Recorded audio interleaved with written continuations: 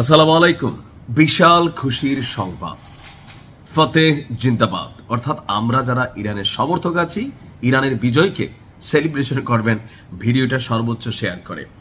এখন বিজয় দুই ধরনের হয়, একটা হচ্ছে সামরিক বিজয় আর একটা হচ্ছে কূটনৈতিক বিজয়।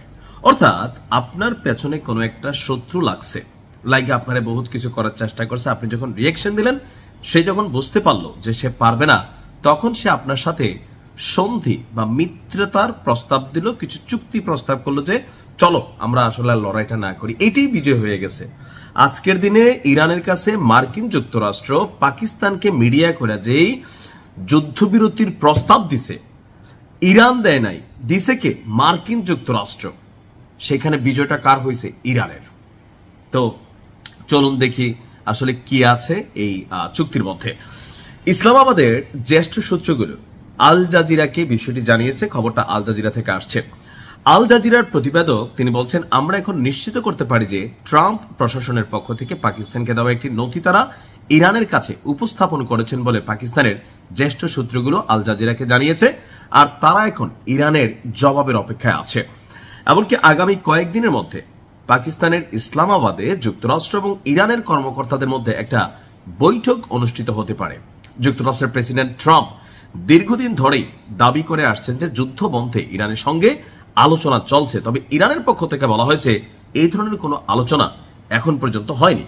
এখন এই চুক্তিগুলোতে চলুন দেখি, এখানে 15টা প্রস্তাব আছে, তো 15 দফা দিছে কি কি সেটা একটু দেখি।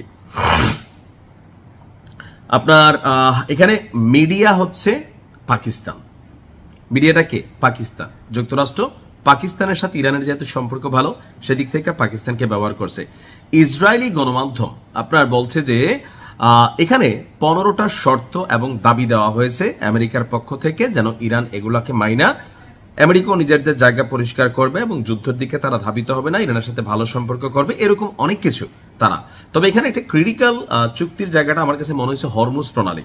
সবগুলো চুক্তি আসছে না, তবে হরমুজ প্রণালী মার্কিন যুক্তরাষ্ট্র এবং ইরান যৌথভাবে এটার কন্ট্রোলিং করবে এমন একটা দাবি কিন্তু এখানে আছে, যেটা ইরান কখনোই মানবে না।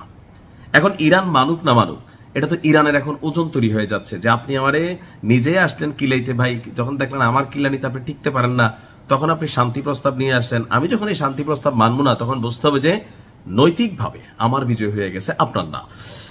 ইরান কি সুবিধা পাবে এবং আমেরিকা কি কি সুবিধা নিবে, এবং কি বিশ্ববাজারে যে অস্থিতিশীল পরিবেশ তৈরি হচ্ছে সেটাতে কি পজিটিভ ভাইব তৈরি হবে, তো সবকিছু মিলিয়া এখানে বলা হচ্ছে ইরান যদি এই প্রস্তাবগুলো মেনে নেয়, তবে দেশটির উপর যে আরোপিত নিষেধাজ্ঞা আছে মার্কিন যুক্তরাষ্ট্র এবং তাদের কি বলা হয় যে মিত্রদের, তো সেখান থেকে ইরানের উপর সকল ধরনের নিষেধাজ্ঞা তুলে নেওয়া হবে।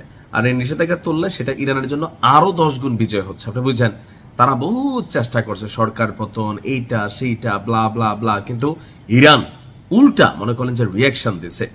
অন্যদিকে ব্রিটিশ গণমাধ্যম বিবিসি বলছে যে এই চুক্তি সংক্রান্ত কোনো নথিপত্র আসলে তারা ওইভাবে দেখেনি, তবে পাকিস্তান এবং আল জাজিরা তারা বলছে যে আমেরিকা পাঠাইছে। তো আমেরিকা তো গোপনে গোপনে কাজ করে, বিবিসিতে জানানো মানে পুরা বিশ্বকে জানাই দেওয়া।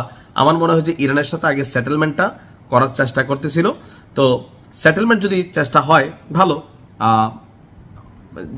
যে ট্রাম্পের ইজ্জত রয়ে গেল, এই কারণে হয়তো গোপনে গোপনে এটা করতেছে। যাই হোক, ইরানের বিজয় আল্লাহ কবুল করুক। আসসালামু আলাইকুম।